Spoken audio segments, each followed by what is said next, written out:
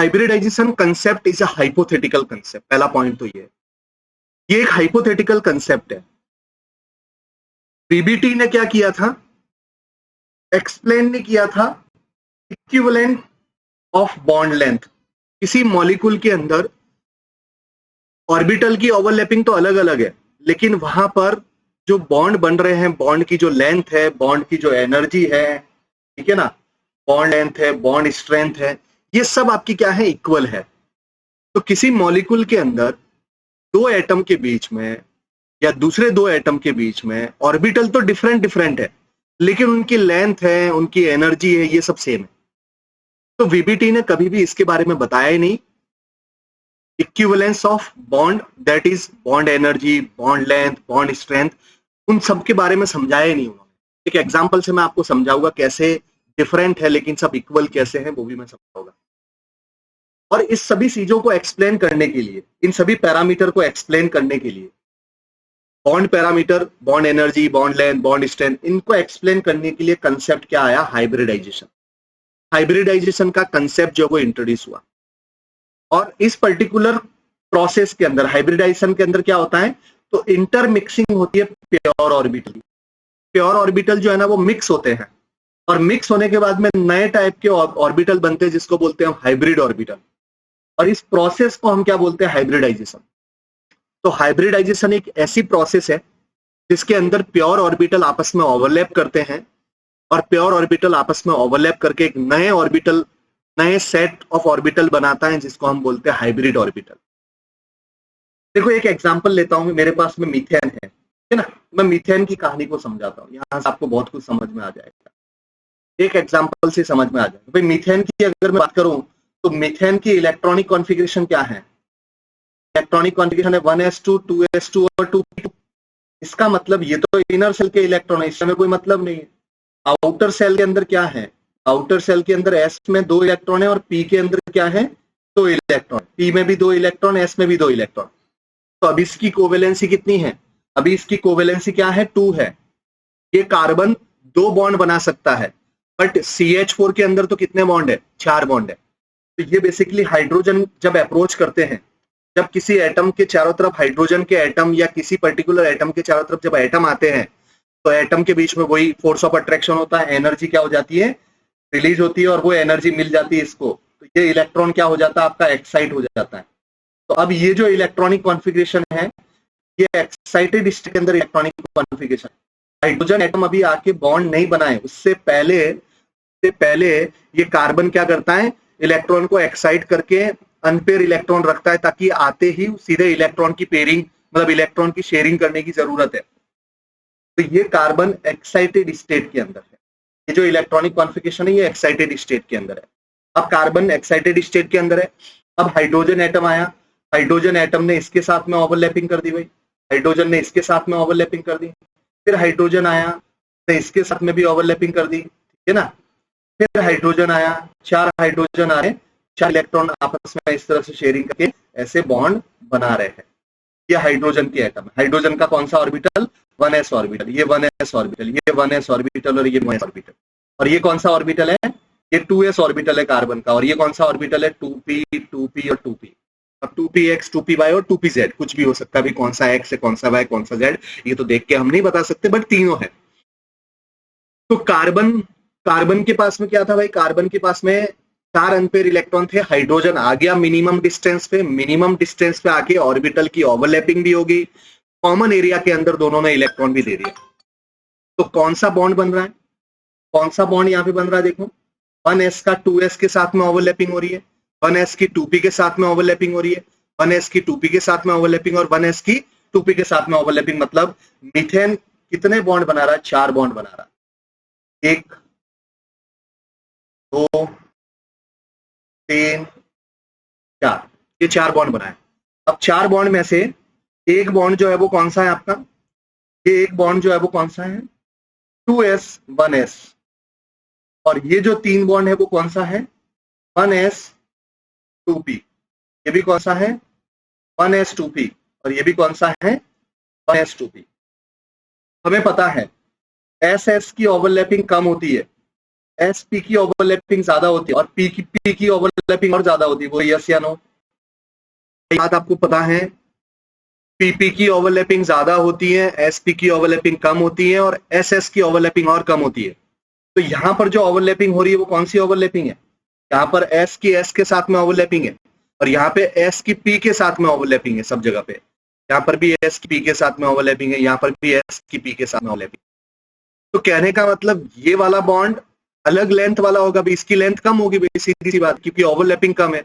S की overlapping जो है वो कम होती है, और सॉरी ओवरलैपिंग अगर कम हो रही है इसका मतलब लेंथ क्या होगी आपकी, ज्यादा होगी। तो ये लेंथ, इसकी जो बॉन्ड लेंथ है वो क्या होगी आपकी, ज्यादा होगी भाई। जब ओवरलैपिंग कम होती है मतलब वो दूर दूर है, ओवरलैपिंग ज्यादा होती है इसका मतलब पास पास में। तो इनकी बॉन्ड लेंथ क्या है, ज्यादा, और इसकी जो बॉन्ड लेंथ है वो क्या है, कम।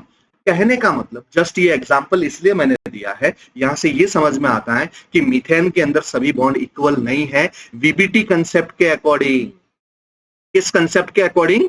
वीबीटी ने क्या बोला था कि भैया एटम सेंट्रल एटम है, उसके पास में हाइड्रोजन के एटम या कोई भी एटम आते हैं, एनर्जी रिलीज होती है, सेंट्रल एटम इलेक्ट्रॉन को एक्साइट करता है, उसके बाद में जितने बॉन्ड बनाने उतने वो अनपेयर इलेक्ट्रॉन तैयार रखता है, और फिर एटम आके ऑर्बिटल की ओवरलैपिंग करके कॉमन एरिया के अंदर दोनों इलेक्ट्रॉन देके बॉन्ड बनाते हैं। ये वीबीटी का कंसेप्ट था, और उस कंसेप्ट के अकॉर्डिंग मुझे मीथेन के अंदर एक बॉन्ड अलग है और तीन बॉन्ड जो है वो अलग है, वो तीनों एक जैसे है और एक बिल्कुल डिफरेंट है, ऐसा मुझे मिला। बट जब मैंने एक्सपेरिमेंट किया, है ना, जब मैंने एक्सपेरिमेंट किया तो एक्सपेरिमेंट करने पर bond length of 4CH bonds are same. जब एक्सपेरिमेंट किया तो सभी के सभी जो बॉन्ड है ना वो सब मुझे सेम लेंथ वाले मिले। अगर सेम लेंथ वाले मिले इसका मतलब सेम टाइप के ऑर्बिटल आपस में ओवरलैप कर रहे होंगे। क्या ये बात समझ में आई? जस्ट हाइपोथेटिकल कंसेप्ट है, हाइपोथेटिकल कंसेप्ट है, ये होता है कि नहीं होता है किसी को नहीं पता, ऐसा है या नहीं मॉलिक्यूल के अंदर नहीं पता भाई, एक हाइपोथेटिकल कंसेप्ट है, राइट। तो सभी की एक्सपेरिमेंट से पता किया कि अगर बॉन्ड लेंथ अगर सबकी सेम है का मतलब वो सभी ओवरलैपिंग जो है वो सेम है, और सभी ओवरलैपिंग सेम है इसका मतलब ऐसा इवेंट तो वहां पे नहीं हो रहा है, वहां पे ये सभी ऑर्बिटल क्या करते हैं, मिक्स होते हैं। तो जब हाइड्रोजन एटम बॉन्ड बनाएगा तो हाइड्रोजन एटम बॉन्ड बनाने से पहले कार्बन के जो ये तीन ऑर्बिटल है ना, ये तीन ऑर्बिटल आपस में इंटरमिक्स हो जाएगी। ये एस ऑर्बिटल, ये पी एक्स ऑर्बिटल, ये पी वाई ऑर्बिटल, ये पी जेड ऑर्बिटल, ये जो एक एक इलेक्ट्रॉन यहाँ पे रखा हुआ है ना, हाइड्रोजन जब आएगा उससे पहले ही ये मिक्स हो जाएगी। अच्छा, मिक्स करने के लिए एनर्जी चाहिए, एनर्जी कहां से आएगी? एनर्जी आएगी जब एटम अप्रोच कर रहे हैं। तो जब हाइड्रोजन का एटम अप्रोच करता है ना, हाइड्रोजन के एटम जब अप्रोच करेंगे तो जो एनर्जी रिलीज होगी वो एनर्जी दो जगह पे खर्च होती है, एनर्जी दो जगह पे खर्च होगी, इलेक्ट्रॉन को एक्साइट करने में, और बची हुई एनर्जी से ये सब ऑर्बिटल क्या हो जाएंगे, मिक्स हो जाएंगे। This is a hypothetical concept. Intermix हो गए भाई, ये सभी इंटरमिक्स हो गए। कैसे इंटरमिक्स होते हैं ये हमें नहीं समझना है, बट इंटरमिक्स होके चार ऑर्बिटल बन जाएंगे सेम एनर्जी वाले, ये सेम एनर्जी वाले चार ऑर्बिटल। और ये चारों ऑर्बिटल कौन से हैं? ये ऑर्बिटल sp3 ऑर्बिटल है, sp3 ऑर्बिटल बोल रहा हूं मैं। तब मिक्स हो गए, मिक्स होने के बाद में जितने ऑर्बिटल मिक्स हुए उसका नाम वैसा हो जाएगा भाई, s और 3 p के ऑर्बिटल है। तो मिक्स होने का मतलब बेसिकली ये तो क्या है, ऑर्बिटल मींस इलेक्ट्रॉन का क्लाउड भाई, वेव है, तो वो आपस में क्या हो जाते हैं, मिक्स हो जाते हैं, है ना। हाइपोथेटिकल है, किसी ने देखा नहीं है ऐसा होता है कि नहीं होता। ये भी sp3, ये भी sp3, ये भी sp3। अब हाइड्रोजन आके फिर किसके साथ में ओवरलैपिंग कर रहा है, sp3 के साथ में ओवरलैपिंग। तो इस कंसेप्ट के अकॉर्डिंग आप यहाँ पे देख सकते हो, कार्बन ने चार sp3 हाइब्रिडाइज ऑर्बिटल बनाए, ये चार sp3 हाइब्रिडाइज ऑर्बिटल। अब इलेक्ट्रॉन s और p के अंदर नहीं है, इलेक्ट्रॉन कहां पे है, कार्बन के अंदर। जब चार एटम अगर अप्रोच करेंगे तो कार्बन के इलेक्ट्रॉन कहां है, sp3 के अंदर, और फिर हाइड्रोजन आके इसके साथ में ऐसे ओवरलैपिंग करेगा, इस तरह से ओवरलैपिंग करेगा। अब ये जो ओवरलैपिंग हो रही है ना, ये वाली ओवरलैपिंग कौन सी है बोलो, ये ओवरलैपिंग कौन सी है, sp3। कौन सी ओवरलैपिंग है, sp3। ये भी ओवरलैपिंग कौन सी है, sp3। बोलो भाई, सब sp3 है, ये भी sp3 है, ये भी sp3 है। तो सब बॉन्ड अब सेम हो गए कि नहीं हो गए भाई, बोलो हाँ या ना। इसीलिए मीथेन के अंदर बॉन्ड लेंथ क्या होती है, सेम होती है। तो कहने का मतलब मॉलिक्यूल के अंदर एटम जो है प्योर ऑर्बिटल के साथ में ओवरलैप नहीं करते हैं, कहीं कहीं पे करते भी है, कहीं कहीं पर करते भी है। का रीजन है कि जब एटम आते हैं ना, तो जो एनर्जी रिलीज होती है वो एनर्जी सिर्फ इलेक्ट्रॉन को एक्साइट करने में खर्च हो जाती है, कुछ एनर्जी उसके पास में बची नहीं जिससे ऑर्बिटल मिक्स हो जाए। ऐसा केस भी बनता है, बट हमारे लिए वो इतना इंपॉर्टेंट नहीं, समझाऊंगा मैं जरूर। वो ड्रैगो रूल बोलते हैं उसको, साइंटिस्ट ड्रैगो ने पता किया था, जिसको ड्रैगो रूल हम लास्ट में डिस्कस करेंगे। बट यहां पर हमें सिर्फ और सिर्फ अभी कंसेप्ट हाइब्रिडाइजेशन को इंट्रोड्यूस करना। तो मीथेन के अंदर या किसी भी मॉलिक्यूल के अंदर हाइपोथेटिकल कंसेप्ट के अकॉर्डिंग सेंट्रल एटम के पास में हाइब्रिडाइज ऑर्बिटल प्रेजेंट होते हैं। क्या ये बात समझ में आई? यस। इस जस्ट एक एग्जांपल से समझ में आ गया, इसे बहुत सारा एग्जांपल देने की जरूरत नहीं, एक एग्जांपल। अब हमें क्या करना पड़ता है, कोई भी मॉलिक्यूल दे देंगे और आपसे पूछेंगे बताओ भाई सेंट्रल एटम के पास में कौन सा हाइब्रिडाइजेशन है। आपको सेंट्रल एटम का हाइब्रिडाइजेशन फाइंड आउट करना है। जैसे ये मीथेन है, तो मीथेन का हाइब्रिडाइजेशन sp3 है। ये मैं कैसे पता करूं डायरेक्ट? मैं इतना तामझाम थोड़ी करूंगा। मैं इलेक्ट्रॉनिक कॉन्फ़िगरेशन, फिर एक्साइटेड स्टेट में, फिर उसके बाद में कितने एटम आ रहे हैं, कितने ऑर्बिटल मिक्स हो रहे हैं, फिर उसके बाद में ओवरलैपिंग करके मॉलिक्यूल की स्ट्रक्चर बताना, ये exam board point of view से इंपॉर्टेंट है। आपका क्वेश्चन ऐसा बनेगा, explain the hybridization concept with the help of example. Example के साथ में हाइब्रिडाइजेशन कंसेप्ट को समझाओ। तो आपको मीथेन को इंट्रोड्यूस करना है, वहां पे एग्जांपल मीथेन का देना है। अगर बड़ा क्वेश्चन है तो सिर्फ डेफिनेशन वगैरह पूछे तो डेफिनेशन वगैरह दे दो। अब हाइब्रिडाइजेशन डायरेक्ट कैसे पता करते हैं, शॉर्टकट क्या है? मैं डायरेक्ट कैसे देख के बोल दूं कि मीथेन के अंदर sp3, मैं कैसे देख के बोल दूं कि कहीं पर sp2 है, कहीं पे sp है? इसके लिए हमें छोटे पॉइंट, एक छोटा सा कंसेप्ट मैं डिस्कस करता हूं। इससे पहले मेन पॉइंट्स क्या है, हाइब्रिडाइजेशन के मेन पॉइंट्स क्या है उसको समझते हैं। पहला पॉइंट ये है, this is a hypothetical concept. Second point है, number of hybrid orbital produce equal to the number of pure atomic orbital mix. Methane के अंदर कितने ऑर्बिटल मिक्स हुए थे? 4, एक s 3 p। 4 ऑर्बिटल मिक्स हुए तो नए ऑर्बिटल भी कितने बनेंगे? 4। 2 ऑर्बिटल मिक्स हो गए तो ऑर्बिटल कितने बनेंगे? 2। 5 ऑर्बिटल अगर आपस में मिक्स कर रहे हैं प्योर ऑर्बिटल, तो हाइब्रिडाइज ऑर्बिटल कितने बनेंगे? 5। कहने का मतलब जितने ऑर्बिटल मिक्स हो रहे हैं उतने हाइब्रिड ऑर्बिटल बनेंगे। सेकेंड पॉइंट ये। अच्छा, हाइब्रिड ऑर्बिटल जो होता है ना, वो सब आइडेंटिकल होते हैं इन साइज, शेप, एनर्जी। मैंने बोला ना, एक s और 3 p के ऑर्बिटल आपस में मिक्स हुए तो क्या होगा? sp3। कितने बने? 4। क्यों? क्योंकि 4 ऑर्बिटल है वहां पे, तो 4 sp3 बने। और चारों sp3 की एनर्जी क्या है? सेम। शेप क्या है? सेम। साइज क्या है? सेम। सबको आइडेंटिकल माना। कैसा दिखता है भाई हाइब्रिड ऑर्बिटल? कैसा दिखता है? ऐसा। क्या आपका हाइब्रिड ऑर्बिटल जैसा एटॉमिक ऑर्बिटल दिखा है, बस हाइब्रिड ऑर्बिटल ऐसा है आपका। हाइब्रिड ऑर्बिटल ऐसा है, पी ऑर्बिटल जैसे ही दिखता है, बट एक लूप बड़ा होता है और एक लूप छोटा होता है। जो ओवरलैपिंग करता है वो बड़ा है, जो ओवरलैपिंग करता है वो लूप बड़ा है और दूसरा लूप छोटा है। किसी ने देखा नहीं है, कंसेप्ट बना दिया बस। चलो बहुत बढ़िया भाई। हाँ बोलो बेटा।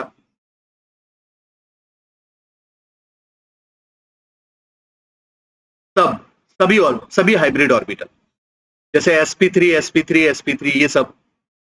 जैसे ऐसा नहीं, sp2 sp3 जो है वो सेम एनर्जी का नहीं होगा।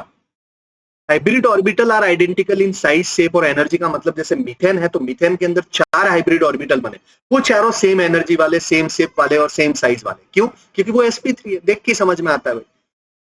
तो डिफरेंट हाइब्रिड ऑर्बिटल की एनर्जी सेम नहीं होगी, वो तो डिफरेंट होगी भाई, क्योंकि उसमें ऑर्बिटल अलग अलग है। राइट? चलो। अच्छा, जो हाइब्रिड ऑर्बिटल होते हैं ना, उनका डायरेक्शनल कैरेक्टर होता है, ठीक है ना। Directional property in hybrid orbital is more than atomic orbital. Atomic orbital जो होता है ना, जैसे पी ऑर्बिटल ऐसा है, ये भी डायरेक्शनल है, लेकिन हाइब्रिड ऑर्बिटल जो है वो ऐसा है ना। तो इसका डायरेक्शनल नेचर जो है वो क्या है? ज्यादा है। सीधा सा पॉइंट, थ्योरेटिकल क्वेश्चन एक बार बना था।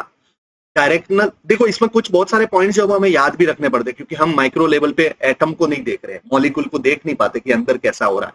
ये बेस्ड ऑन इंफॉर्मेशन है भैया, एक्सपेरिमेंटल इंफॉर्मेशन को हमें लर्न करना, लेकिन समझना है। तो याद रखना है, हाइब्रिड ऑर्बिटल का जो डायरेक्शनल कैरेक्टर है वो ज्यादा है as compare to atomic orbital. इसीलिए हाइब्रिड ऑर्बिटल जो है वो क्या करते हैं? स्ट्रॉन्ग सिग्मा बॉन्ड बनाते हैं as compare to pure orbital. भाई मैंने बोल दिया पी का पी के साथ में ओवरलैपिंग हो रहा है, और अगर यहाँ पे हाइब्रिड ऑर्बिटल अगर आपस में ओवरलैपिंग कर रहे हैं एक पर्टिकुलर एक्सिस पे, दोनों सिग्मा बॉन्ड बना रहे हैं, तो हाइब्रिड ऑर्बिटल का बॉन्ड जो है वो क्या रहेगा आपका, स्ट्रॉन्ग रहेगा। क्या ये पॉइंट समझ में आया? आया ना, बोलो। हाँ। देखो भाई, ये ऐसा डायरेक्शनल कैरेक्टर का ऑर्डर है ना।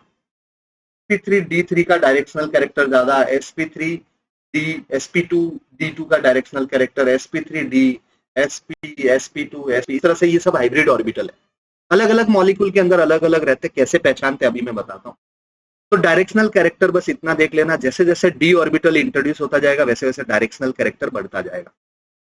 sp के अंदर डायरेक्शनल कैरेक्टर कम होता है, sp2 के अंदर ज्यादा होता है, sp3 के अंदर और ज्यादा, sp3d के अंदर और ज्यादा, इस तरह से sp3d2 sp2 sp2d2 तो वैसे नहीं बनता है ऐसा कोई molecule, I think sp3d2 sp3d2 और फिर sp3d3 sp3d3 वाले मॉलिक्यूल्स भी नेचर में बहुत कम है, बट ये ऐसा है सिस्टम।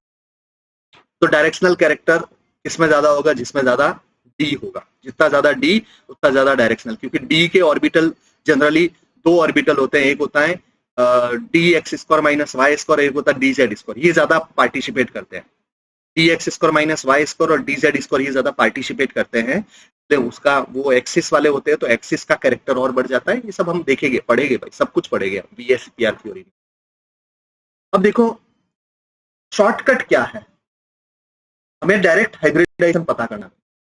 शॉर्टकट बताओ भाई, शॉर्टकट बताओ बस। तो शॉर्टकट ये है, जिस एटम का आप हाइब्रिडाइजेशन फाइंड आउट करना चाहते हो, जिस एटम का, मैंने बोल दिया कि मीथेन के अंदर कार्बन का, जिसका हाइब्रिडाइजेशन कैलकुलेट करना है, उसने कितने सिग्मा बॉन्ड बनाए, कितने सिग्मा बॉन्ड बनाए, और उसके पास में कितने नंबर ऑफ लोन पेयर है, उन दोनों को ऐड कर दो। जैसे मीथेन की मैं बात करूं, तो मीथेन ने हाइड्रोजन के साथ में 4 सिग्मा बॉन्ड बनाए। एक सिंगल बॉन्ड का मतलब एक सिग्मा बॉन्ड होता है, तो 4 सिग्मा बॉन्ड बना दिए। मीथेन के कार्बन के पास में कोई लोन पेयर नहीं, तो 4 + 0 क्या हो गया? 4। अब 4 आने पे हम क्या बोलेंगे, ये हमें यहां से याद रखना। अगर आपका स्टेरिक नंबर 2 आ गया तो इसका मतलब sp, स्टेरिक नंबर 3 आ गया तो sp2, स्टेरिक नंबर 4 आ गया तो sp3, स्टेरिक नंबर 5 आ गया तो sp3। जिस एटम का कैलकुलेट करना, स्टेरिक नंबर मतलब particular atom, for any atom, particular atom के लिए, है ना, जिस एटम का कैलकुलेट करना है। जैसे एक कंपाउंड के अंदर सपोज बहुत सारे एटम है, अब किसी एटम का कैलकुलेट करना, तो उसके लोन पेयर, उसने कितने सिग्मा बॉन्ड बनाए, ठीक है। तो ये देख लो भाई, sp sp2 sp3 sp3d sp3d2 sp3d3, तरह से ये सब डायरेक्ट स्टेरिक नंबर से आप कैलकुलेट कर सकते हो। स्टेरिक नंबर अगर पता है तो आप डायरेक्ट पता कर सकते हो। अब स्टेरिक नंबर के लिए क्या चाहिए? स्टेरिक नंबर के लिए हमें एग्जैक्ट स्ट्रक्चर चाहिए, हमें स्ट्रक्चर चाहिए। अगर स्ट्रक्चर पता होगी तो हम हाइब्रिडाइजेशन पता कर सकते हैं, ठीक है ना। तो स्ट्रक्चर बनाने की अभी कोशिश करेंगे, स्ट्रक्चर कैसे बनाते हैं, है ना। लास्ट क्लास में भी हमने डिस्कस किया, यहाँ पर और मैं कुछ कंपाउंड इंट्रोड्यूस करता हूँ। तो हमारा टारगेट अभी क्या है? डायरेक्ट हाइब्रिडाइजेशन फाइंड आउट करना। हाइब्रिडाइजेशन फाइंड आउट करने के लिए आप स्ट्रक्चर बना दो, स्ट्रक्चर के अंदर सिग्मा बॉन्ड और नंबर ऑफ लोन पेयर को काउंट कर दो, जिस एटम का आपको हाइब्रिडाइजेशन फाइंड आउट करना है, राइट। चलो बहुत बढ़िया। जैसे एक एग्जांपल मैं यहीं पे देता हूँ, एक एग्जांपल देता हूँ, फिर आगे बढ़ते हैं।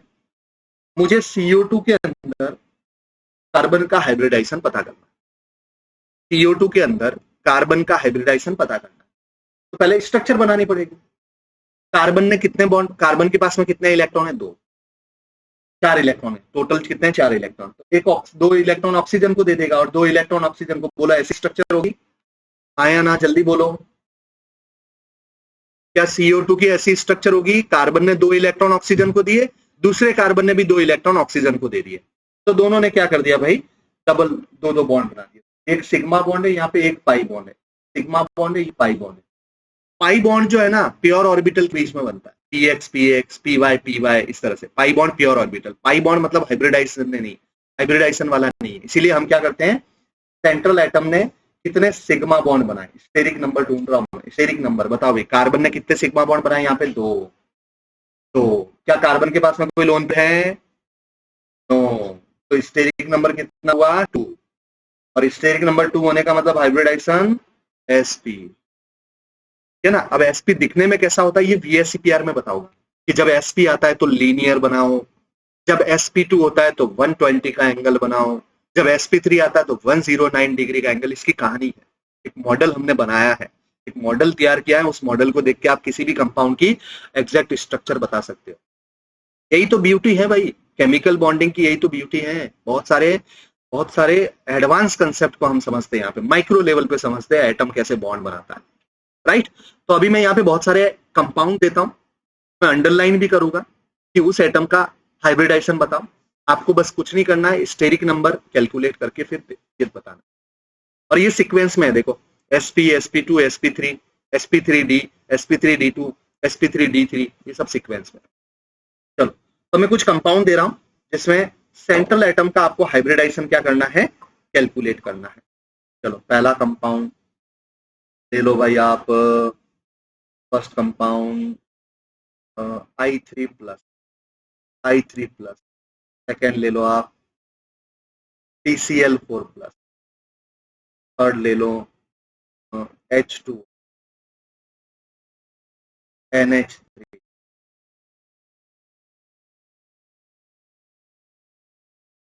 PCl6- HCO। मार करता हूँ, फिर किसका कैलकुलेट करना है ये भी मार करते हुए, है ना। IL2 HCF,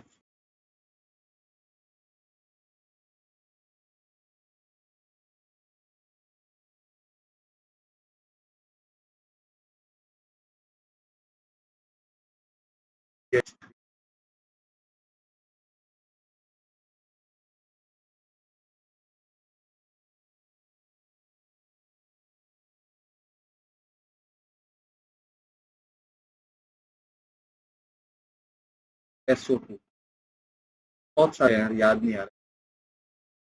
SO2 ले लो, फिर ले लो आप NH+,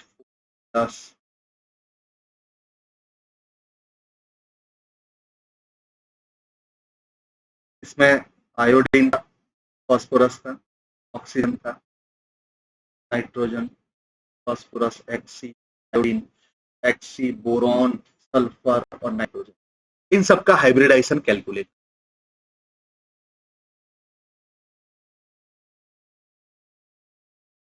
हाँ सेंटर जो मैंने अंडरलाइन किया, जो अंडर, ये सब सेंट्रल एटम ही हो गए अंडरलाइन वाले, और जनरली सेंट्रल एटम का ही पूछते हैं आपसे।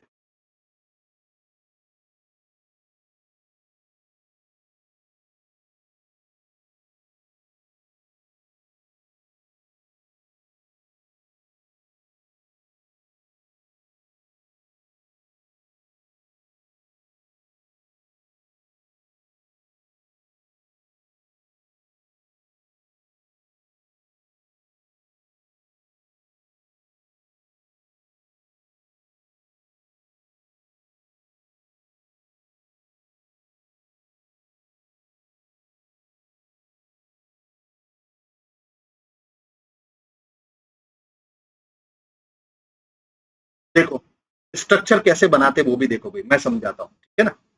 ये इससे बहुत कुछ सारी चीजें समझ में आ जाएगी। देखो इसमें 3 आयोडीन है, समझना भाई, पूरा फोकस रखना, अगर ये समझ में आ गया तो बहुत अच्छा हो जाएगा। स्ट्रक्चर बनाना कैसे बना रहा हूं मैं ये भी समझोगा। 3 आयोडीन है, 3 आयोडीन में से एक आयोडीन सेंटर में होगा, बाकी दो उससे जुड़े हुए होंगे भाई, ठीक है ना। अच्छा आयोडीन के वैलेंस शेल में कितने इलेक्ट्रॉन होते बोलो, आयोडीन 7, प्लस है इसका मतलब क्या हो गया 6, है ना। हाँ माइनस होता तो मैं 8 कर देता, प्लस है इसलिए 6। अब एक आयोडीन ने आके एक इलेक्ट्रॉन ले लिया, दूसरे आयोडीन ने आके दूसरा इलेक्ट्रॉन ले लिया, अब कितने इलेक्ट्रॉन बचे हुए बोलो, 4 इलेक्ट्रॉन, 4। अभी मैं एग्जैक्ट स्ट्रक्चर नहीं बना रहा हूँ, ऐसे ही बना रहा हूँ, ठीक है ना। तो ये अब इस पे प्लस भी डाल दो भाई, I3+ मतलब इस आयोडीन ने एक इलेक्ट्रॉन दे दिया था इसलिए उस पर प्लस आ गया। अब इसका स्टेरिक नंबर देख लो, तो इसका स्टेरिक नंबर कैलकुलेट करो। इसका स्टेरिक नंबर क्या होगा, सिग्मा बॉन्ड 1, सिग्मा बॉन्ड 1, तो 2 सिग्मा बॉन्ड, और लोन पेयर कितने बोलो, 2 लोन पेयर, टोटल कितना हो गया 4, 4 का मतलब क्या हो गया sp3, बस इतना काम करना है आपको sp3। अब जैसे ये फास्फोरस है, ठीक है ना, तो फास्फोरस के वैलेंस सेल में कितने इलेक्ट्रॉन होते हैं बोलो? फास्फोरस के वैलेंस सेल में कितने इलेक्ट्रॉन होते हैं? 5। फटाफट याद रखो, आप नाइट्रोजन के नीचे आता है, ठीक है ना, नाइट्रोजन के नीचे आता है, तो 5 है। अब 5 में से प्लस आ गया तो एक तो चला गया, हाँ, तो अब 4 बचे हुए, तो 4 बचे हुए, तो इसका मतलब 4 क्लोरीन आके एक एक ले लेगा, 4 क्लोरीन एक एक ले लिया, तो प्लस डाल दो। बताओ भाई इसने कितने सिग्मा बॉन्ड बनाए? 1 2 3 4। बताओ इसका स्टेरिक नंबर क्या हुआ? इसका स्टेरिक नंबर हो गया 4। लोन पेयर तो क्या है? 0 है, तो इसका मतलब sp3, sp3 बिल्कुल। जैसे ऑक्सीजन है, वाटर के अंदर ऑक्सीजन, तो ऑक्सीजन के पास में इलेक्ट्रॉन कितने होते बोलो? ऑक्सीजन के वैलेंस सेल में इलेक्ट्रॉन 6। यस, यस, एक एक इलेक्ट्रॉन हाइड्रोजन ने ले लिया, और ये दो मतलब लोन पेयर बचे हुए, तो यहाँ पर क्या हो जाएगा भाई? सिग्मा बॉन्ड 1, सिग्मा बॉन्ड 2, और 2 क्या है? Lone pair. तो स्टेरिक नंबर बोलो भाई, 2+2। बिल्कुल सही बात है, बिल्कुल सही बात। हाइब्रिडाइजेशन कंसेप्ट जो है वो बहुत इजी है, उसमें कैलकुलेट करना बहुत आसान हो जाता है। चलो NH3 बताओ भाई, नाइट्रोजन के वैलेंस सेल में कितने इलेक्ट्रॉन होते बोलो? 5 5 5 5, बिल्कुल 5। तो एक एक इलेक्ट्रॉन हाइड्रोजन ने ले लिया, एक लोन पेयर बचेगा कि नहीं बोलो? यस। स्टेरिक नंबर बताओ? 3 सिग्मा बॉन्ड और 1 लोन पेयर, 3, हाँ, ये भी क्या हो जाएगा? एस। बहुत बढ़िया। अच्छा, PCl5 में फास्फोरस के पास में कितने होते? 5, लेकिन माइनस है इसलिए क्या हो गया? 6। तो 6 के 6 ये क्लोरीन लेके चले गए, 6 इलेक्ट्रॉन है, 6 के 6 क्लोरीन ने ले लिया, इस पे माइनस आ गया। अब बताओ इसका स्टेरिक नंबर? हाँ, 6+0 है ना, लोन पेयर तो कुछ है ही नहीं ना, लोन पेयर तो कुछ है ही नहीं, ये नेगेटिव चार्ज तो एक इलेक्ट्रॉन गेन कर लिया, बस उसका नेगेटिव चार्ज, ये कोई प्रेजेंट थोड़ी है, राइट। तो 6 इलेक्ट्रॉन प्लस क्या हो गया? 0, तो ये कितना हो गया? sp3d। बहुत बढ़िया, बहुत बढ़िया। और फिर आगे वाली थ्योरी में समझ में आएगा कि sp3d2 का मतलब ऑक्ट्राहेड्रल, sp3 का मतलब टेट्राहेड्रल, ये सब धीरे धीरे समझेंगे, यहाँ पे नहीं, एक साथ में मिक्स नहीं करना। चलो, अब Xe के पास में कितने इलेक्ट्रॉन होते बोलो? बिल्कुल सही बात है भाई, 8 इलेक्ट्रॉन, इनर्ट गैस है। ऑक्सीजन कितना ले लेगा? 2 ले लेगा, ऑक्सीजन को हमेशा 2 की जरूरत है। हाँ बिल्कुल, फ्लोरीन हमेशा सिंगल बॉन्ड बनाता है, ऑक्सीजन जरूरत पड़ने के अकॉर्डिंग ऑक्सीजन को 2 इलेक्ट्रॉन चाहिए। ऑक्सीजन को कितने इलेक्ट्रॉन चाहिए? 2 इलेक्ट्रॉन, ठीक है ना, लेकिन जरूरत 2 इलेक्ट्रॉन चाहिए, और उसके साथ में सीधा माइक बंद कर दो बेटा जिसका ऑन है।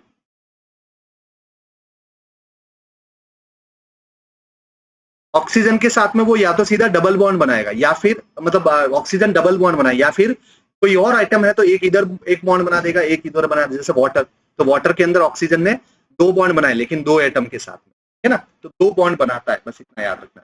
अच्छा, आप कितना इलेक्ट्रॉन बचा हुआ? एक पेयर बचेगा, हाँ, तो अब बताओ इसका स्टेरिक नंबर? 1 सिग्मा बॉन्ड, दूसरा सिग्मा बॉन्ड, तीसरा सिग्मा बॉन्ड, चौथा सिग्मा बॉन्ड, 5वां सिग्मा बॉन्ड, पाई बॉन्ड तो हमें जरूरत नहीं है, एक लोन पेयर। स्टेरिक नंबर 5 तो सिग्मा बॉन्ड और एक लोन पेयर, 6, 6 का मतलब sp3। बिल्कुल सही बात है, कोई दोहराई वाली बात नहीं है, सब बढ़िया है। अच्छा, ICl2 माइनस, तो आयोडीन के पास में कितने होते हैं? 5, सॉरी 7, 7 होते हैं, 7 7 7, ठीक है ना, 7। और फिर क्लोरीन कितना ले लेगा? 7 और 1 माइनस हो गया, 7 और 1 क्या हो गया? माइनस, तो 8 हो गया, तो 8 हो गया, तो 2 तो किसने ले लिए? क्लोरीन ने ले लिए, बचे कितने? 6, मतलब 3 लोन पेयर, ठीक है ना। और इस पे ओवरऑल इस पे क्या आ जाएगा? नेगेटिव चार्ज ओवरऑल, और वो आयोडीन पे एक्चुअल में नेगेटिव चार्ज सेंट्रल एटम पे। और सिग्मा बॉन्ड कितना? 1 और ये 2, और लोन पेयर 3। स्टेरिक नंबर क्या हुआ बोलो भाई? 2+5, 2+3, बिल्कुल बिल्कुल सही। ये क्या चला था भाई? 2+3 5 हुआ, 5 का मतलब क्या हो जाएगा? sp3d। बिल्कुल सही बात। XeF4, XC के पास में 8, 8 में से, हाँ, क्लोरीन 4 ले लेगा, 4 फ्लोरीन ले लिए, बचे कितने? 4 इलेक्ट्रॉन, तो 2 लोन पेयर, बिल्कुल। तो अब बताओ स्टेरिक नंबर? बिल्कुल 4 + 2 6 sp3d2। Very nice, very nice, है ना। ये सब हाइपोथेटिकल कंसेप्ट है, ऐसा वहां पे होगा, ऐसा हमने बोल दिया कि ऐसा ऑर्बिटल वहां पे सेंट्रल एटम के पास में है। तब BH3 के अंदर बोरॉन कितने बॉन्ड बना रहा है? 3 बॉन्ड बना देगा, 3 बॉन्ड बना रहा है, राइट। कितने sigma bond? 3 sigma bond. Steric number 3 + 0 3, 3 का मतलब sp3 का मतलब क्या हो जाएगा? sp2 हो जाएगा, बिल्कुल। अच्छा, SO2 सल्फर के पास में कितने इलेक्ट्रॉन होते बोलो? 6 होते हैं, है ना। ऑक्सीजन कितना लेता है? 2 हाँ, और एक लोन पेयर ऐसा का ऐसा, है ना। तो अब ये क्या हो गया बोलो? स्टेरिक नंबर बोलो। Steric number 3। सही बात है, एक सिग्मा बॉन्ड इधर, एक सिग्मा बॉन्ड इधर, यस। तो 2 + 1 तो हो जाएगा 3। और नाइट्रोजन के पास में कितने होते? 5 होते। एक प्लस आ गया तो आप कितने हैं? 4, यस। तो 4 इलेक्ट्रॉन सब किसने ले लिए? नाइट्रोजन ने ले लिए, हाँ। और इस पूरे पे क्या है? प्लस है, एक इलेक्ट्रॉन की कमी है, पूरे मॉलिक्यूल पे पॉजिटिव चार्ज। अब बताओ भाई, इसका steric number 4, steric number is 4, है ना। 4 + 0, हाँ, sp। बोलो भाई, समझ में आया क्या हो रहा है?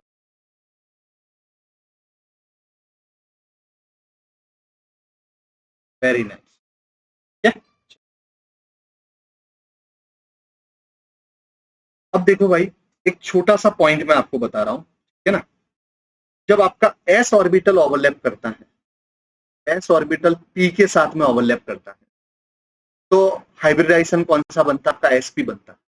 s ऑर्बिटल p के साथ में ओवरलैप करके क्या बनाता है? sp। कितने बनेंगे? 2 बनेंगे। 2 ऑर्बिटल मिक्स हो रहे हैं ना भाई, एक s और एक p। 2 ऑर्बिटल मिक्स हो गए तो कितने बनेंगे? 2 बनेंगे। 3 ऑर्बिटल मिक्स हो गए तो कितने बनेंगे? 3 बनेंगे। अच्छा, ये s ऑर्बिटल कैसा है? स्फेरिकल। p ऑर्बिटल सपोज ये px है, ये कौन सा है? px है, और ये s है। तो ये जो नए ऑर्बिटल है ना, ये नए ऑर्बिटल कैसे बनेंगे? नए ऑर्बिटल sp होगा और x एक्सिस पे होगा। ये नया ऑर्बिटल जो sp है वो कहां पे होगा? x एक्सिस पे होगा। क्यों? क्योंकि यहाँ पे px ऑर्बिटल था। अगर यहाँ पे py ऑर्बिटल होता तो ये sp पूरा y एक्सिस पे होता। अगर यहाँ पे pz होता तो ये sp पूरा z एक्सिस पे होता। तो p का कौन सा ऑर्बिटल ओवरलैप कर रहा है, उसके अकॉर्डिंग वो उस पर्टिकुलर एक्सिस पे हो, है ना। तो ये हमारी सपोज x एक्सिस, ये क्या है? x axis. एक s ऑर्बिटल और एक p ऑर्बिटल ओवरलैप कर रहे हैं, तो ओवरलैप करने के बाद में ऐसा रिप्रेजेंट करते हैं, एक छोटा एक बड़ा, राइट। एक छोटा पार्ट और एक बड़ा पार्ट। इसी तरह से एक इधर बड़ा पार्ट। ये दो एटॉमिक ऑर्बिटल मैंने बनाए एक साथ में, देखो भाई, ये और ये हाइब्रिड ऑर्बिटल हो गया, है ना। और ये दूसरा हाइब्रिड ऑर्बिटल हो गया। ये हाइब्रिड ऑर्बिटल कौन सा है? sp। और ये भी हाइब्रिड ऑर्बिटल कौन सा है? sp। और यहाँ पे है x एक्सिस पर है। क्यों है x एक्सिस पर? क्योंकि x ऑर्बिटल यूज हुआ। क्या ये मेरा पॉइंट समझ में आया? यस, बिल्कुल। इसी तरह से अगर यहाँ पर s ऑर्बिटल और p ऑर्बिटल अगर है ना, तो बनेगा आपका sp2। लेकिन अगर यहाँ पे एक s ऑर्बिटल और ये अगर py ऑर्बिटल है, कौन सा है ये? py ऑर्बिटल है।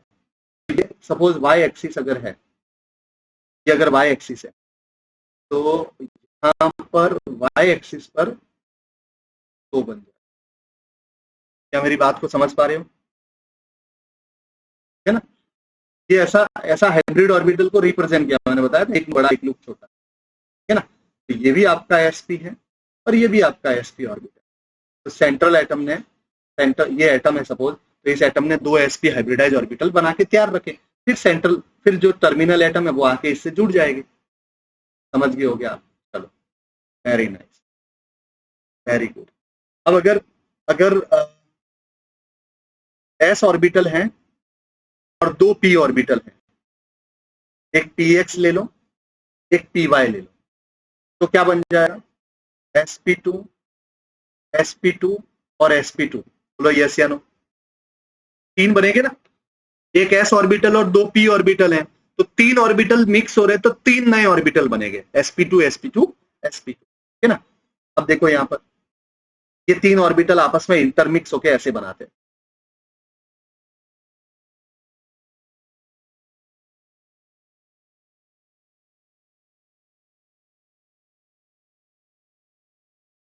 ये तीन ऑर्बिटल है, इनके बीच में एंगल जो है ना 120 का होता है। ये क्यों होता है ये VSEPR बताएगा, ठीक है ना, यहाँ पे नहीं बता सकते। तो ये ऑर्बिटल कौन, सॉरी, कंप्लीट वो डिपेंड करेगा, फिर वेरी करेगा सेंट्रल एटम पर भी। दोन पेयर है तो अलग एंगल हो सकता है ना, अलग अलग है, इसमें भी बहुत सारे केस बनेगा। ये सब VSEPR बताएगा। हाइब्रिडाइजेशन में तो सिर्फ और सिर्फ ऑर्बिटल की मिक्सिंग पता चलती है, राइट।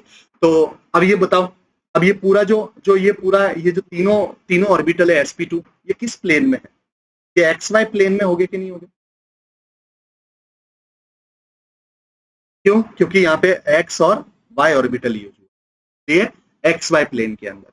अगर यहीं पर मैं ऐसा ऑर्बिटल ले लूं, सपोज एक S ऑर्बिटल है और एक PX ऑर्बिटल और एक आपका PZ ऑर्बिटल है ना, तो इससे क्या बनेगा? sp2 sp2 और sp2 तो बनेगा, लेकिन किस प्लेन में बनेगा? ये PZ प्लेन में, XZ, सॉरी XZ, PZ क्या है, XZ प्लेन, ये ऐसे छोड़, है ना। और ये पूरा का पूरा XZ plane, XZ plane, right. ये सभी ऑर्बिटल कौन से हैं? sp2, ये आपका sp2 और ये भी आपका sp2। क्या मेरी बात को समझ पा रहे हो आप सभी लोग? उसी तरह से अगर एक s ऑर्बिटल है, एक p ऑर्बिटल है, px है, py है, pz है, 4 ऑर्बिटल यूज हुए। 4 ऑर्बिटल के मिक्स होने से क्या बनेगा? 4 नए ऑर्बिटल बनेगा, sp3 sp3 sp3 और sp3, बन गए 4 नए ऑर्बिटल, बिल्कुल 4 sp3 sp3 sp3 बन गए। अब ये चारों कैसे रिप्रेजेंट करते हैं? ये 3D में होगा, 3 एक्सिस आ गई ना, x भी आ गया, y भी आ गया, z भी आ गया, तो ये एक्चुअली ऐसा होता है, दो आउटसाइड, है ना, ऐसा होता है एक्चुअली, ऐसा है, देखो आपको ऐसे represent,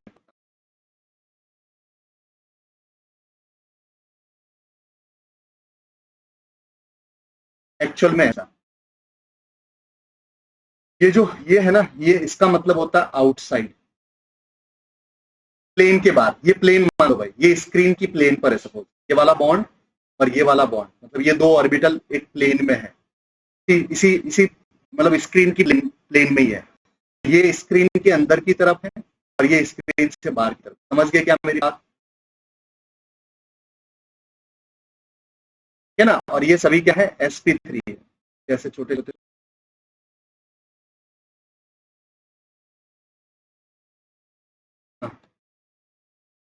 s orbital 3 p orbital अगर मिक्स होते हैं तो sp3 बनता है। कितने sp3 बनेंगे? 4। वो चारों sp3 ऑर्बिटल जो है ना इस तरह से अरेंज हो गए, दो प्लेन में हो गए, तो एक बाहर की तरफ एक अंदर की तरफ। ये सपोज प्लेन में है, ठीक है ना, ये दोनों प्लेन में है, तो ये बाहर की तरफ और ये अंदर की तरफ, ये बाहर की तरफ ऐसे ऐसे ऐसे बोल दो, ऐसे, है ना, ऐसे में, समझ रहे हो मेरी बात को? तो इसके अंदर एंगल जो होता है ना वो होता है 109 डिग्री एंड 28 मिनट। ऐसा क्यों होता है? ये VSEPR ही समझाएगा भैया, अब मैं कुछ नहीं बोलूंगा, आपको ऑटोमेटिकली समझ। अभी बस इतना देखना था यहाँ पे अपन को कि कौन से ऑर्बिटल मिक्स होते हैं तो कौन से ऑर्बिटल बनते हैं। और एक्स और वाई ऑर्बिटल अगर यूज हो रहे तो एक्स वाई प्लेन, एक्स और जेड ऑर्बिटल यूज हो रहे तो एक्स जेड प्लेन। हाँ बोलो बेटा। हाँ हर एक लोग के बीच में, यहाँ पर पूरा सिमेट्रिकल। ये 120 जो है वो यहाँ पे तीनों, और यहाँ पे 180 का एंगल होता है, लीनियर होता है, एक ही एक्सिस पे बैठा है ना, एक ही एक्सिस पे बैठा तो एंगल कितना हो जाएगा? 180 हो जाएगा। क्या ये पॉइंट समझ में आया आप सब बच्चों को? चलो ओके। और कंपाउंड की एनालिसिस है ना, देखो। अच्छा एक एक बहुत अच्छा कंसेप्ट मैं सिखाता हूँ आपको, CO2 की स्ट्रक्चर समझना भाई, बहुत एडवांस कंसेप्ट है।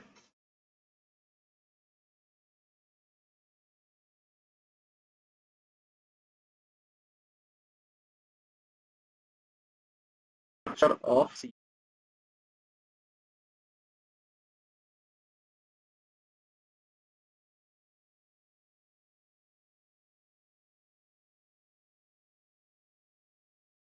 Structure of CO2। देखो भाई, CO2 की स्ट्रक्चर बड़ी सिंपल है, लेकिन इसके ऑर्बिटल देखोगे ना तब समझ में आता है, भयानक है। इसके पास में कितने लोन पेयर है भाई? 2 लोन पेयर होते हैं इसके पास में, इसके पास में भी 2 लोन पेयर है ना भाई। ऑक्सीजन के पास में 6 होते हैं, 6 में से 2 इलेक्ट्रॉन तो कार्बन के साथ में बॉन्ड बना दिया, अभी 4 इलेक्ट्रॉन बचे, मतलब 2 लोन पेयर। एम आई राइट? क्या इसमें कोई दिक्कत नहीं? चलो भाई, बहुत बढ़िया। अब यहाँ पे मैं आपसे एक क्वेश्चन पूछूं कि बताओ, ये जो ऑक्सीजन के लोन पेयर है वो सेम प्लेन में है, परपेंडिकुलर प्लेन में है? ऐसा क्वेश्चन है मेरा। ये जो ऑक्सीजन के 2 लोन पेयर हैं और ये जो ऑक्सीजन के 2 लोन पेयर है, वो एक ही प्लेन में बैठे हुए हैं, या 2 लोन पेयर एक प्लेन में और 2 लोन पेयर किसी डिफरेंट प्लेन में? तो वेरी नाइस, वेरी नाइस। कैसे पता? कैसे पता?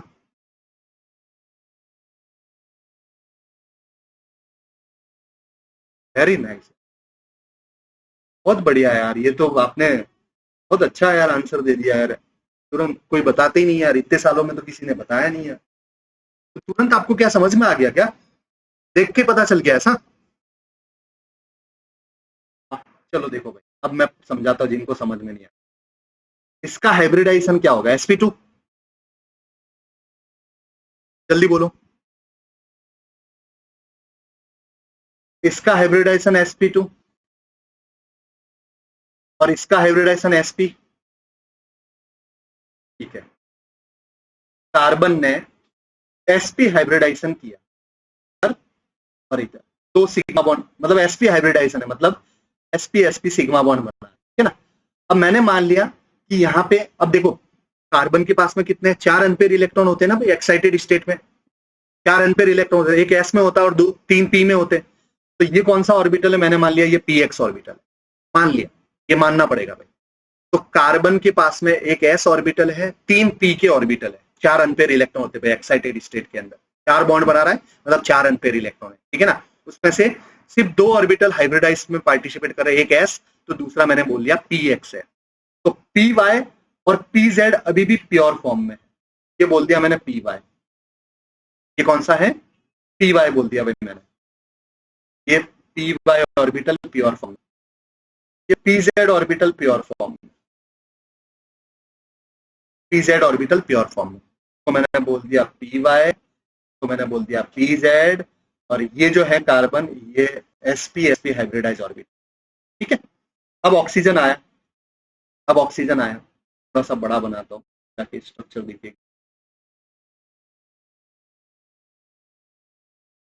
ये sp और ये भी sp। अब ऑक्सीजन कौन सा हाइब्रिडाइजेशन कर रहा है? sp2, ठीक है ना, बिल्कुल। तो एक sp2 इधर सिग्मा बॉन्ड बन गया, एक sp2 ऐसा है और एक sp2 मतलब 3 होते हैं ना भाई, sp2 के अंदर 3 होता है, राइट।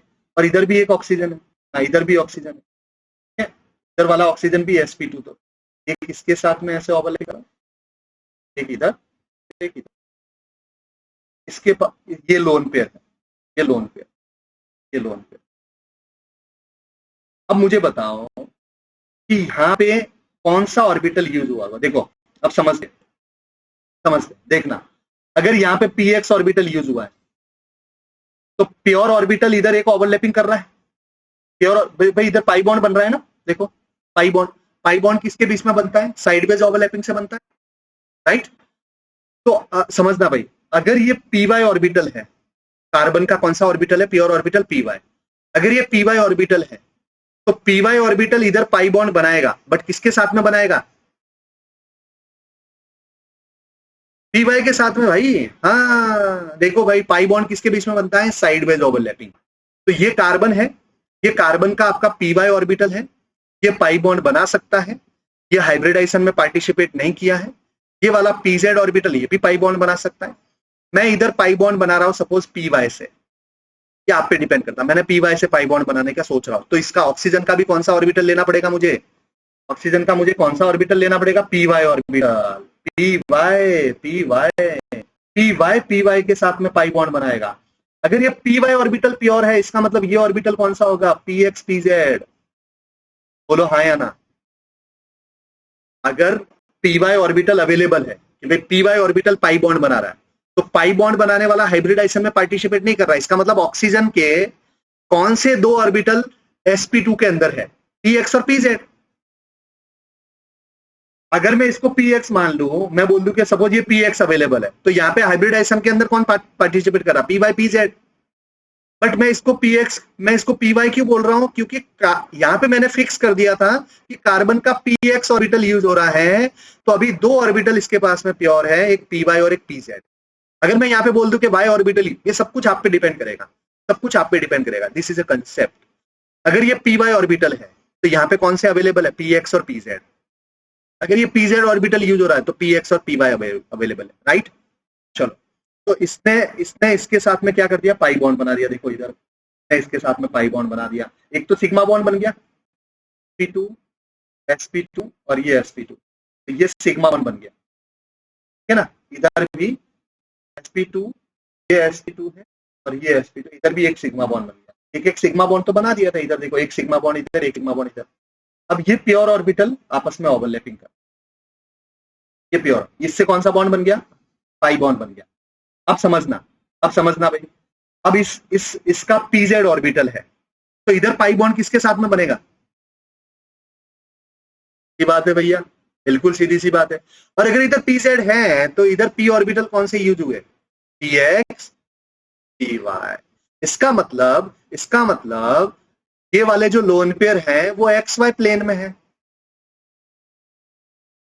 और ये वाले ऑर्बिटल एक्स जेड प्लेन में। बोलो हाँ या ना। तो ये वाले लोन पेयर sp2 के अंदर है, लेकिन यहाँ पे p ऑर्बिटल कौन सा है? एक्स और जेड है, तो इसलिए एक्स जेड प्लेन हो गया। यहाँ पर भी sp2 हाइब्रिडाइजेशन है, लेकिन यहाँ पे p ऑर्बिटल कौन सा है? एक्स और वाई, इसलिए एक्स वाई प्लेन हो गया, राइट। तो ये पी वाई के साथ में इस तरह से ओवरलैपिंग कर लेगा। जो p y orbital, p z sorry, z orbital जो होगा, ठीक है ना, ये पी जेड ऑर्बिटल इसका प्योर है, तो इसके साथ में ये क्या कर लेगा? पाई बॉन्ड बना देगा। क्या बोलो, ये बात समझ में आई? बहुत बढ़िया, बहुत बढ़िया, बहुत अच्छा। तो कहने का मतलब ये है कि ऑक्सीजन के जो लोन पेयर है ना, वो एक दूसरे के परपेंडिकुलर हुआ कि नहीं हुआ भाई? एक एक्स जेड प्लेन है तो एक आपका एक्स वाई प्लेन है। भाई एक्स जेड प्लेन सपोज ये है, तो एक्स वाई प्लेन आपका ये होगा कि नहीं होगा? तो एक दूसरे के परपेंडिकुलर हुआ कि नहीं? बोलो। Very nice, very nice. अब देखो, मैं इस कंसेप्ट से बहुत बढ़िया कंसेप्ट आपको बताता हूं, जो ऑर्गेनिक के अंदर भी काम आएगा और बहुत सारी जगह पे उसको हम यूज करेंगे। मैं कंसेप्ट यहाँ पे नोट डाल के लिख देता हूं, फिर आप डायरेक्ट आंसर दे देना, आपको कभी ऐसा बनाने की जरूरत नहीं पड़ेगी। अगर आपके pi bond, adjacent pi bond, ठीक है ना, एडजेसेंट पे पाई बॉन्ड, ये पाई बॉन्ड फिर ये पाई बॉन्ड, इस तरह से, तो अगर आपका पाई बॉन्ड इवन नंबर है, क्या नंबर है? इवन नंबर, तो एक दूसरे के परपेंडिकुलर। और अगर पाई बॉन्ड अगर ऑड नंबर है तो सेम प्लेन। का मतलब क्या? देखो, तो इस कंसेप्ट को मैं अलग तरीके से समझा रहा हूँ, है ना, सब अलग एग्जांपल लेके समझ। देखो, मेरे से ऐसा क्वेश्चन पूछा,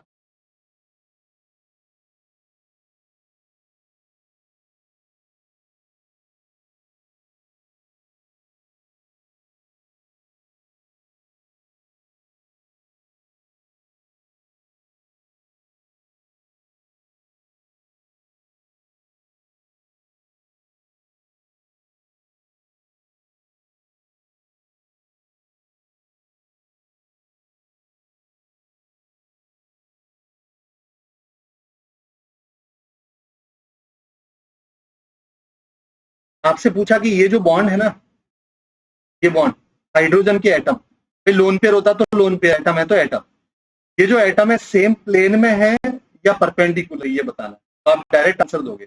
पाई बॉन्ड काउंट करो भाई, एक पाई बॉन्ड, एक पाई बॉन्ड, तो दो पाई बॉन्ड है। दो पाई बॉन्ड का मतलब क्या हुआ? इवन नंबर हुआ। तो एक दूसरे, हाँ, ये परपेंडिकुलर का मतलब अगर ये प्लेन में है ना, तो ये आउटसाइड और ये इनसाइड, ऐसा नोटेशन होता है, ये ऑर्गेनिक में आएगा। Dot dot dot dot dot का मतलब होता है अंदर की तरफ, सॉलिड लाइन का मतलब होता है बाहर की तरफ।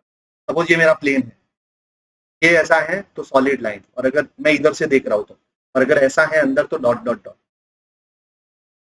राइट। तो दो पाई बॉन्ड है एडजेसेंट, साथ में होना चाहिए, ऐसा नहीं कि ऐसा, ऐसे की बात नहीं कर रहा हूं मैं, ऐसे कंसेप्ट की बात नहीं कर रहा हूं ना। कंसेप्ट क्या है? एडजेसेंट पाई बॉन्ड, है ना। तो adjacent pi bond even number है तो टर्मिनल वाले क्या हो जाएगी? परपेंडिकुलर। और अगर ऑड नंबर में है तो क्या हो जाएगा? Same plane. क्योंकि वो आप यहां से समझ सकते हो ना, ऑर्बिटल डायग्राम से देखो। अब यहाँ पे देखो, जैसे ये पीजेड हुआ तो नेक्स्ट ऑर्बिटल जो है वो कौन सा होगा, आप इस तरह से कंसेप्ट अप्लाई कर सकते हो। बट ये डायग्राम बनाने की एग्जाम में जरूरत नहीं पड़नी चाहिए, तो मैंने इसका शॉर्टकट ही निकाल दिया, है ना। तो ये पाई बॉन्ड, ये पाई बॉन्ड और ये पाई बॉन्ड, बोलो 3 पाई बॉन्ड है, सेम प्लेन। हाँ, पूरा मॉलिक्यूल सेम प्लेन में। तो आपसे क्वेश्चन ऐसा पूछा जाएगा, बहुत एडवांस का क्वेश्चन बनता है यहाँ पे। ये सब बातें आपको ही बता रहा हूँ, जनरली मैं बताता नहीं हूँ यहाँ पर, ऑर्गेनिक के अंदर बताता हूँ, बट यहाँ पे कंसेप्ट बन गया और आपको समझ में भी आ रहा है, इसलिए मैं बता रहा हूँ। क्वेश्चन ऐसा पूछा गया एक बार, इस पर्टिकुलर कंपाउंड के अंदर सेम प्लेन में कितने एटम है और इस पर्टिकुलर कंपाउंड के अंदर सेम प्लेन में कितने एटम है। तो ये सब सेम प्लेन में हो गया पूरा। तो 1 2 3 4 5 6 7 और 8, सेम प्लेन में कितने एटम है बोलो? 8 atom, 8 atoms in same plane. इसमें सेम एटम कितने हैं? 5 5। ये पांचों है ना भाई, 3 कार्बन 2 हाइड्रोजन, इसको कंसीडर कर दो तब भी ये सेम प्लेन। भाई ऐसा है, देखो समझो, अब थोड़ा विजुलाइज करना पड़ता है। देखो तो दिख रहा है आपको, कैमरा कैमरा ऑन है ना। ये कार्बन, देखना समझना, ये कार्बन, फिर ये कार्बन, फिर इसके पास में और कार्बन, ठीक है ना। अब यहाँ पर हाइड्रोजन ऐसे है, तो ये पांचों के पांचों एटम सेम प्लेन में, ये ऐसे परपेंडिकुलर था, समझ रहे हो, ये परपेंडिकुलर ऐसा था। अब आपने ये वाला प्लेन ले लिया तो 5 आ गए। आप ये वाला प्लेन कंसिडर कर दो ना, तब भी तो 5 ही आएंगे, 2 हाइड्रोजन और 3 कार्बन के एटम। विजुलाइज करो भाई, विजुलाइज करो, विजुलाइज करो, विजुलाइज करो। कार्बन डबल बॉन्ड कार्बन, फिर डबल बॉन्ड कार्बन, अब ये तीनों कार्बन यहीं पर है। अब हाइड्रोजन यहां पर है, तो 5 एटम एक प्लेन में हो गए कि नहीं? हाँ। अब मैं ये, अब मैं ऐसे एक एटम, एक आपका ऐसा परपेंडिकुलर है ना भाई, ये हाइड्रोजन इस प्लेन में है, ये ऐसे परपेंडिकुलर है, परपेंडिकुलर। अब मैं ये वाला प्लेन कंसीडर करूं तो पांचों के पांचों आ रहे कि नहीं आ रहे बोलो? ये वाला प्लेन कौन सा है? ये वाला प्लेन, इसमें देखो ये हाइड्रोजन भी आ गया, ये हाइड्रोजन भी आ, ऊपर वाला भी आ गया नीचे, और 3 कार्बन एटम भी आ गए, 5। कोई भी कंसीडर कर दो 5 ही आएगा, है ना। 5 एटम पूछना भाई, ये राइज करना, 5 एटम्स, ऐसे क्वेश्चंस बनते हैं, ऐसे क्वेश्चंस पूछे जाते हैं, लेकिन एडवांस टाइप के। चलो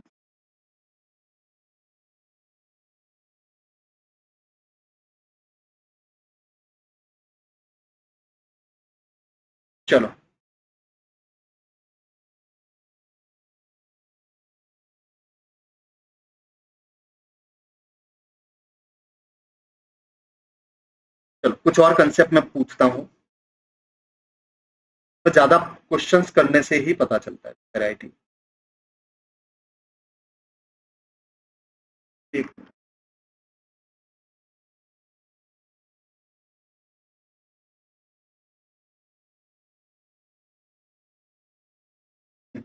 देखो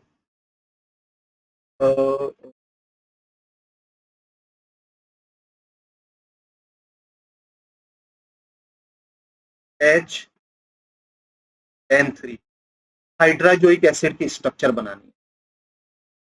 फिर उसके बाद में PCl2, यस, PCl2 सॉलिड। ये सब याद रखना भैया, ऐसे अगर नहीं भी बना पाओ आप तो भी ये याद रखने वाली चीज है लास्ट में। फिर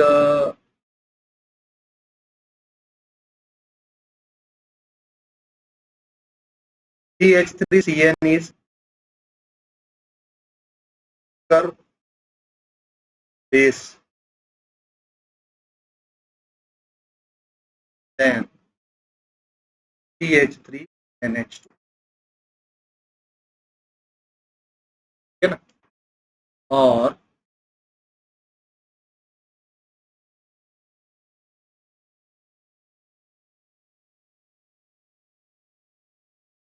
CO2 is a gas, ठीक है ना, but SiO2 is solid।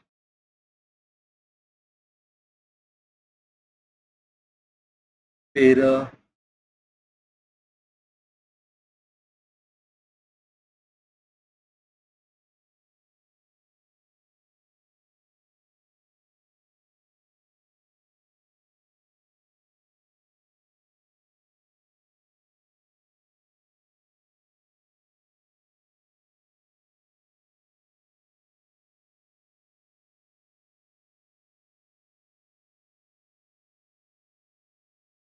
Number of atoms in one plane. देखो भाई देखो, ये सब मैं समझाता हूँ, एक दो क्वेश्चन आप बता सकते, बाकी HN3, HN3 hydrazoic acid, hydrazoic acid बोलते हैं, ठीक है ना। इसकी स्ट्रक्चर ऐसी होती है, देखो, नाइट्रोजन, फिर डबल बॉन्ड, नाइट्रोजन, फिर double bond, nitrogen, hydrogen, lone pair. इसने 4 बॉन्ड बना दिए, तो नाइट्रोजन जब भी 4 बॉन्ड बनाएगा तो प्लस आएगा, और नाइट्रोजन अगर 2 बॉन्ड बनाएगा तो माइनस आएगा।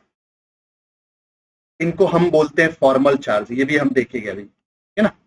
तो देखो, नाइट्रोजन, नाइट्रोजन के साथ में, फिर नाइट्रोजन, फिर नाइट्रोजन के साथ में, तो ये बीच वाला नाइट्रोजन जो है ना, वो कितने बॉन्ड बना रहा है, 4 बॉन्ड, तो इसलिए इस पे पॉजिटिव चार्ज। और ये कितने बॉन्ड बना रहा है, 2 बॉन्ड, इसलिए इस पे क्या आएगा, नेगेटिव चार्ज। जैसे HO माइनस, जैसे HO माइनस लिखते हैं ना, ऑक्सीजन ने एक ही बॉन्ड बना दिया, एक बॉन्ड की कमी है तो माइनस आ गया। एक बॉन्ड अगर एक्स्ट्रा बना दे, अगर ऑक्सीजन एक बॉन्ड एक्स्ट्रा बनाता है तो H3O प्लस बनता है ना, H3O प्लस, प्रोटॉन जिसको बोलते हैं, ये भी H3O प्लस के फॉर्म में रहता है। तो इसको कैलकुलेट करने का फॉर्मूला भी है, बाद में देखेंगे। अभी यहाँ पे पूछते हैं कि एक प्लेन में कितने एटम्स है, तो ये सभी एक प्लेन के अंदर, ये सब लीनियर है, ऐसे कैसे, सीधे, ये सीधे रहेंगे बिल्कुल, नाइट्रोजन नाइट्रोजन नाइट्रोजन, तो ये सीधे रहेंगे। तो लीनियरली अरेंज्ड एटम कितने हैं, 3। 2 क्वेश्चन बन सकते हैं यहाँ पे, लीनियरली अरेंज्ड एटम कितने हैं, 3, और एक प्लेन में कितने हैं, तो 4। ये सभी एक प्लेन में ही है, ये सभी के सभी एक प्लेन में, ये पूरा प्लेनर कंपाउंड है। बट यहाँ पे मैंने ऐसा क्यों बनाया, हाइड्रोजन को सीधा क्यों नहीं रखा, क्योंकि इसका हाइब्रिडाइजेशन क्या है, sp2। बोला sp2 है कि नहीं, एक सिग्मा, 2 सिग्मा बॉन्ड हो गया, एक लोन पेयर हो गया ना, sp2, और sp2 का एंगल कितना होता है, 120। तो ऐसा 120 जैसा दिखेगा भाई, एक्जैक्ट स्ट्रक्चर की तरफ हम जा रहे हैं अभी, तो ऐसा 120 जैसा दिखना चाहिए, राइट। तो ये ऐसा हो जाएगा। अब यहाँ पे ऐसा पूछा जाता है, तो 2 क्वेश्चन है, लीनियर कितने हैं, लीनियर एटम कितने, 3, और प्लेन में कितने हैं, तो 4, है ना। हाँ, ये वाली बॉन्ड लेंथ और ये वाली बॉन्ड लेंथ, ये भी नाइट्रोजन नाइट्रोजन है, ये भी नाइट्रोजन नाइट्रोजन है, ये X है और ये Y है। तो यहाँ पे क्या होता है, एक्स्ट्रा अट्रैक्शन होता है, इलेक्ट्रोस्टैटिक, है ना, इस पे माइनस चार्ज, इस पे प्लस चार्ज, तो एक्स्ट्रा इलेक्ट्रोस्टैटिक अट्रैक्शन होगा। तो एक्स्ट्रा इलेक्ट्रोस्टैटिक अट्रैक्शन की वजह से लेंथ क्या हो जाएगी, कम। तो बॉन्ड लेंथ की अगर बात करें तो Y की बॉन्ड लेंथ ज्यादा होगी X से, क्लियर। भाई नाइट्रोजन डबल बॉन्ड नाइट्रोजन है, और इधर भी नाइट्रोजन डबल बॉन्ड नाइट्रोजन है, लेकिन यहाँ पे प्लस और माइनस चार्ज है, तो उसका भी एक अट्रैक्शन होगा, तो उसकी वजह से लेंथ क्या हो जाती है, कम हो जाती है। जितना ज्यादा फोर्स ऑफ अट्रैक्शन उतनी लेंथ कम हो जाएगी। अच्छा, BCl2 जो है ना, BCl2 ऐसा रहता है भाई, BE फिर Cl और फिर Cl, ऐसा गैसियस स्टेट में अकेला मॉलिक्यूल है। गैस का मतलब क्या होता है, सिंगल मॉलिक्यूल, तो इसका हाइब्रिडाइजेशन क्या हो गया, P हो जाएगा। हाइब्रिडाइजेशन कौन सा है, sp। लेकिन अगर सॉलिड अगर है ना, तो इसका हाइब्रिडाइजेशन ऐसा हो जाएगा, ये पॉलीमर बनाता है यहाँ। क्यों? क्योंकि बी का ऑक्टेट कंप्लीट नहीं है, तो ऐसा है। हाँ, sp3 हो जाएगा, बिल्कुल सही बात है, ऐसा होगा। ऐसा देखो, ऐसा पॉलीमर बनता है। देखो बी के पास में कितने इलेक्ट्रॉन है वैलेंस शेल में? 4 4 4। देखो 2 बॉन्ड बनाए ना, इसका मतलब अभी 4 इलेक्ट्रॉन है। तो इसका भी, ये उसमें दिखा था अपने लुइस का हाइपोवैलेंट कंपाउंड है ना, हाइपो कंपाउंड, कम इलेक्ट्रॉन है इसके पास में। तो ये जो ऑक्सीजन, ये जो क्लोरीन है ना, ये क्लोरीन इसको 2 इलेक्ट्रॉन देता है। इसी तरह से ये जो क्लोरीन है ना, ये भी इसको 2 इलेक्ट्रॉन देता है। इसी तरह से दूसरा जो क्लोरीन होगा उससे भी ये इलेक्ट्रॉन लेगा। इस तरह से चलता रहता है, इस तरह से ऐसे चलता रहता है, पॉलीमर बन जाते हैं। तो एक कितने बॉन्ड बना रहा है बताओ? एक बी 4 बॉन्ड बना रहा है ना, एक इधर एक इधर एक इधर और एक इधर, बोलो हाँ या ना?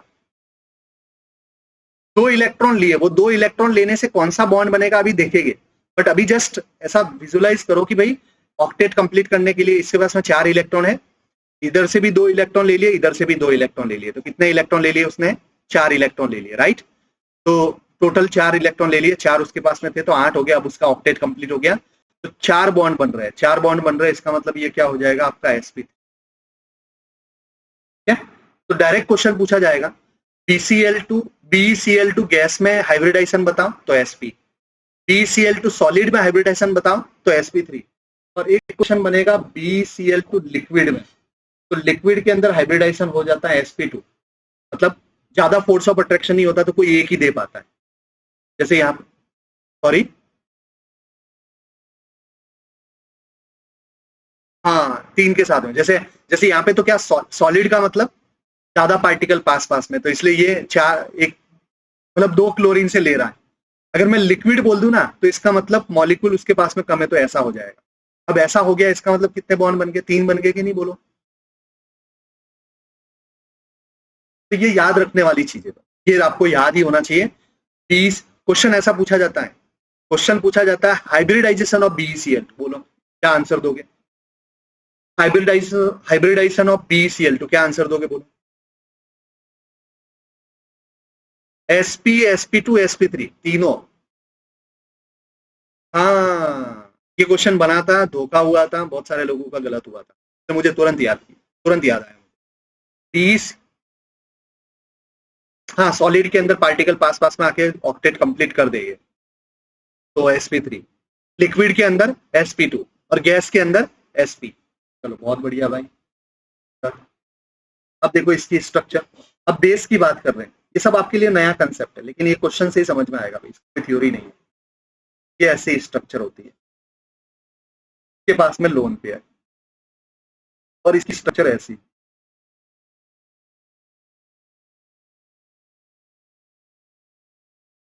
बोलो भाई, सही बनाई मैं स्ट्रक्चर? ये कार्बन हाइड्रोजन इससे 3 जुड़े, ये वाला कार्बन यहाँ पर, और फिर कार्बन नाइट्रोजन के साथ में 3 बॉन्ड, और इधर CH3 NH2 और लोन पेयर, बोलो यस या नो? अब इस लोन पेयर की बात कर रहे हैं हम। बेस, बेस का मतलब होता है लोन पेयर डोनर। तो जो आसानी से लोन पेयर देगा वो अच्छा बेस होगा, जो आसानी से लोन पेयर नहीं देगा वो वीक बेस होगा, ठीक है ना। तो यहाँ पे लोन पेयर के डोनेशन से बेस बेस होगा भाई, और तो कोई तरीका है नहीं यहाँ पे बेस, तो बेस मतलब लोन पेयर डोनर। अच्छा, इसका हाइब्रिडाइजेशन बताओ, जल्दी बोलो। और इसका हाइब्रिडाइजेशन बोलो, इसका हाइब्रिडाइजेशन sp। क्या सोचते हो यार, इतने क्वेश्चन कर दिए तो अब क्या सोचना है? सिग्मा बॉन्ड पाई बॉन्ड को नहीं करना, और सिग्मा बॉन्ड और एक लोन पेयर तो sp। इधर इधर बोलो 3 सिग्मा बॉन्ड, हाँ 3 तो सिग्मा बॉन्ड और एक लोन पेयर, तो sp3 हो गया। अब एक चीज आपको याद रखनी है, परसेंटेज एस कैरेक्टर, ये भी आपके लिए नया। परसेंटेज एस कैरेक्टर, एक होता है sp, एक होता है sp2 और एक होता है sp3। बताओ इसमें परसेंटेज एस कैरेक्टर कितना है? एस ऑर्बिटल का कैरेक्टर 50-50 है कि नहीं? हाँ, पी भी 1 है, एस भी 1 है, तो 50% हो गया एस कैरेक्टर। इसमें टोटल ऑर्बिटल कितने हैं? 3 है, 3 ऑर्बिटल है, लेकिन एक एस है, तो 3 के अंदर एक एस है, तो 33%, 33.33। हाँ बस 33%, 0.33। और sp3 मतलब 4 ऑर्बिटल में से एक ऐसे तो 25%। बिल्कुल सही बात है। तो किसी भी ऑर्बिटल में s कैरेक्टर का मतलब टोटल ऑर्बिटल कितने हैं और उसमें s ऑर्बिटल कितना है का रेशियो। तो अगर 2 ऑर्बिटल है उसमें से एक ऐसे तो 50-50, 3 ऑर्बिटल है उसमें से एक ऐसे तो 33, 4 ऑर्बिटल है उसमें से एक ऐसे तो 25। Now percentage s character is directly proportional to electronegative. Percentage s character is directly proportional to क्या होता है? इलेक्ट्रोनेगेटिविटी। बोलो, ये पॉइंट मैंने पहले बताया था पीरियोडिक टेबल में, फिर मैंने बोला था कि बाद में देखेंगे। हाँ, तो percentage s character is directly proportional to electronegativity. वो भी क्यों? क्योंकि जितना ज्यादा एस कैरेक्टर होगा ना उतनी ज्यादा उसकी इलेक्ट्रोनेगेटिविटी। क्यों? क्योंकि एस ऑर्बिटल न्यूक्लियस के पास में होता है, पेनेट्रेशन होता है। तो अगर sp ऑर्बिटल है तो sp ऑर्बिटल न्यूक्लियस के पास में है। अगर sp2 है तो थोड़ा सा दूर है, sp3 है तो थोड़ा सा और दूर है। जितना ज्यादा s कैरेक्टर होगा उतना ज्यादा s ऑर्बिटल का कैरेक्टर, और s ऑर्बिटल कहां पे होता है? न्यूक्लियस के पास में। तो जितना ज्यादा न्यूक्लियस के पास में होगा इलेक्ट्रोनेगेटिविटी उतनी ज्यादा। तो percentage s character is directly proportional two electron है। तो देखो भाई, मेरे पास में 2 नाइट्रोजन है, ये भी नाइट्रोजन है, ये भी नाइट्रोजन है, लेकिन ये नाइट्रोजन क्या है? sp है, और sp नाइट्रोजन है तो इसकी इलेक्ट्रोनेगेटिविटी क्या है? ज्यादा है एज कंपेयर टू दिस। की इलेक्ट्रोनेगेटिविटी क्या है? कम है। देखो, नाइट्रोजन सेम एटम है लेकिन इलेक्ट्रोनेगेटिविटी से भी क्या होता है? फर्क पड़ता है भाई, हाइब्रिडाइजेशन से। जितना sp है तो s कैरेक्टर ज्यादा, s कैरेक्टर ज्यादा तो इलेक्ट्रोनेगेटिविटी ज्यादा।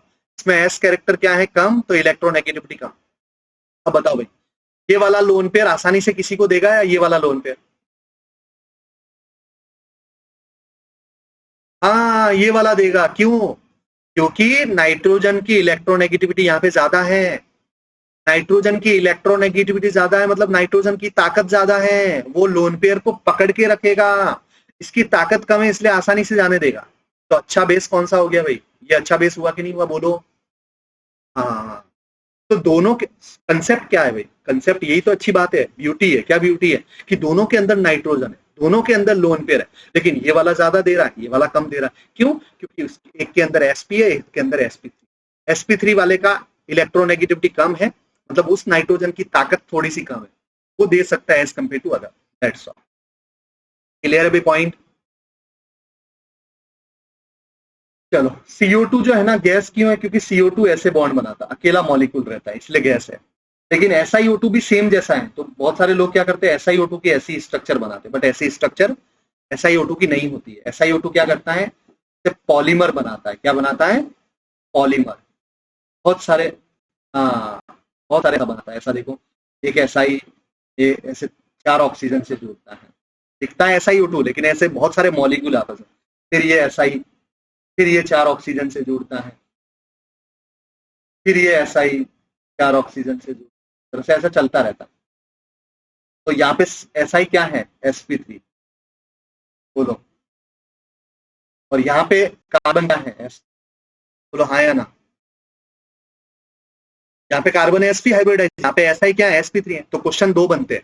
पहला question, CO2 is a gas but SiO2 is solid, yes या नो? तो यस, CO2 गैस है, SiO2 solid. Second question, CO2 के अंदर कार्बन का हाइब्रिडाइजेशन sp, SiO2 के अंदर Si का हाइब्रिडाइजेशन sp3।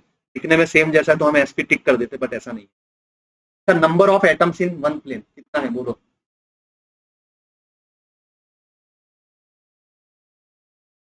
काउंट कर लो,